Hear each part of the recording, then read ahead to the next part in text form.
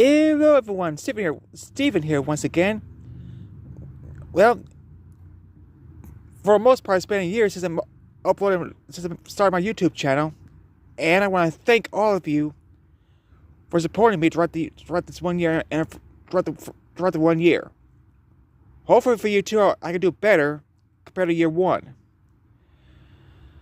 Because I have to work on Christmas Eve, I plan on doing a Christmas video on Thursday, then the remake of the public domain stuff on New Year's Eve.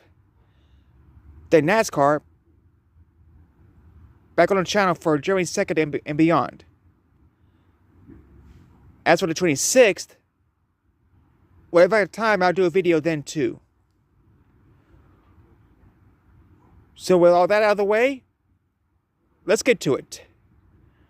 The main thing I want to talk about in this portion of the video is the new practice and qualifying procedure for Xfinity Trucks and Cup. So practice will be split into two 25-minute sessions, one per group. Although a few tracks will get a 20-minute section and extended practices as well. The big change will become the qualifying, though. What it boils down to there is this. You get one lap on most tracks, although the short tracks will be two. The road courses will be a group qualifying session. And the Super Speedway will have 2 rounds, with the top 10 moving to the last round.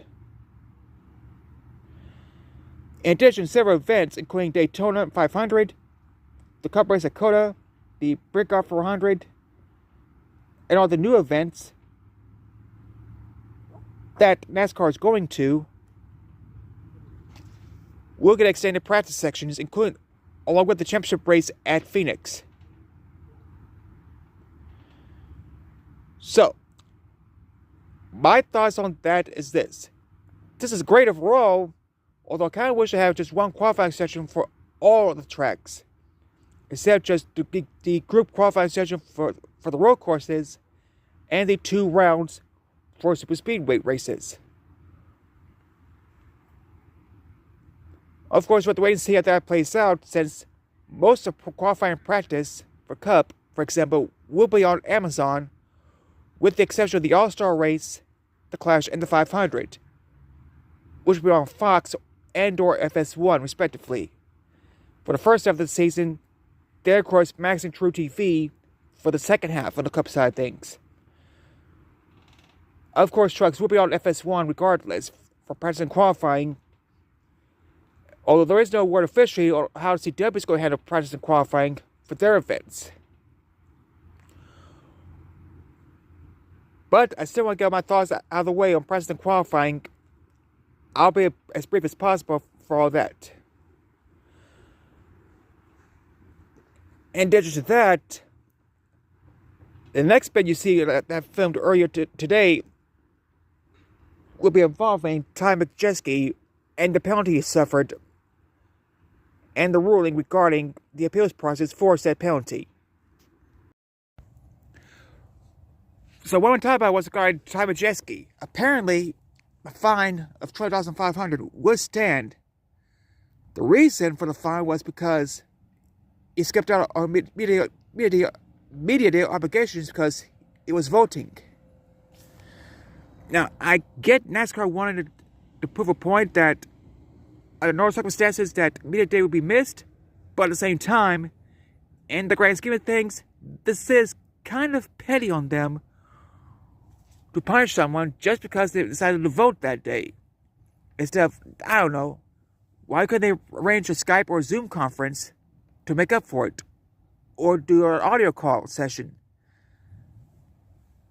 At least it's a compromise for all of this. That's the only thing I don't get from this whole thing. Why couldn't they just compromise with this instead of basically saying, yeah, you missed media day, so we're going to have to fine you for it. That, to me, is petty on NASCAR's part in that regard.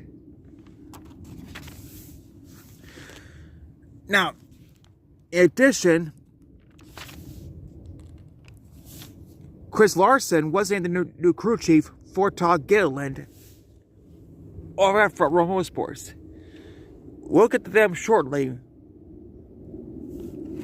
Now, I'm not familiar with Larson's work as a crew chief, but hopefully this will at least help Gilliland out, all things considered. Because he had a strong start, but kind of faded towards the end of the season, if that makes any sense. Speaking of Front Row, apparently, according to them, they were initially given the charter for Stewart-Haas Racing, but that was before the lawsuit came in. After the lawsuit, NASCAR changed their mind and say, nope, you're not getting the charter, same with 2311. And because of that, that's part of the reason why they filed a new injunction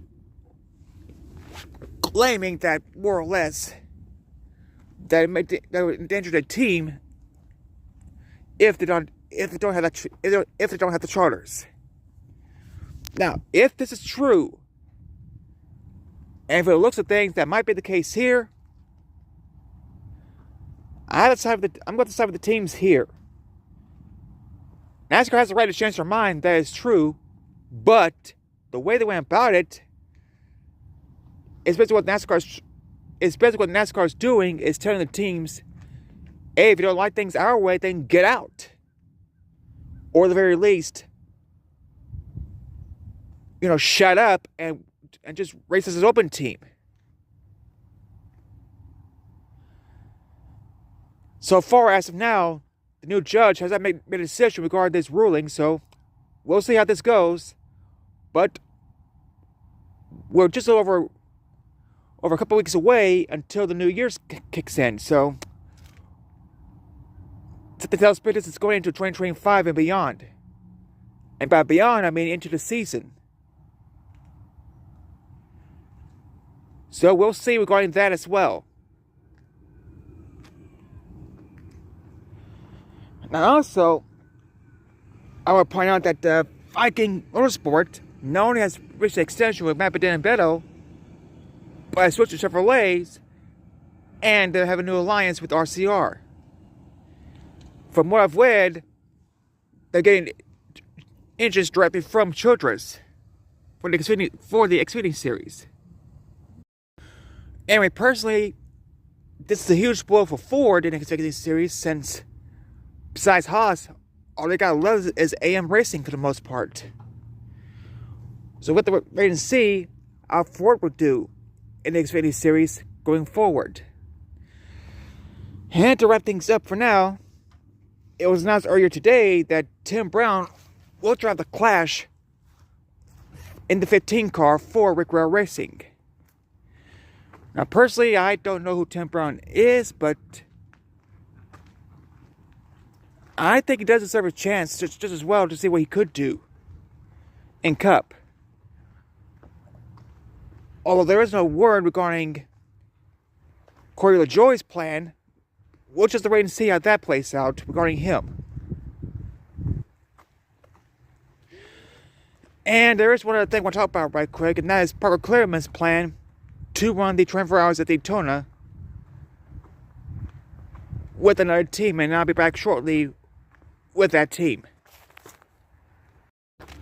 So that team I briefly talked about, it's called Big Machine Racing, a GT3 team that Clearman will be one of the drivers for, and the 24 Hours at Daytona. As you know, Clearman retired from full-time driving altogether in NASCAR, but he may still race it on occasion going forward, like with the 24 Hours at Daytona, for example. As you know, that event won't take place to the end of January. Personally, I hope Parker does well in the event. Who knows? And who knows what may happen to him there. Hopefully, he does well in the race. I wish him all the best. Now, there are a few other things that I want to talk about today, but I'll save them for Thursday as well. Until then, I'll see all of you next time. Bye.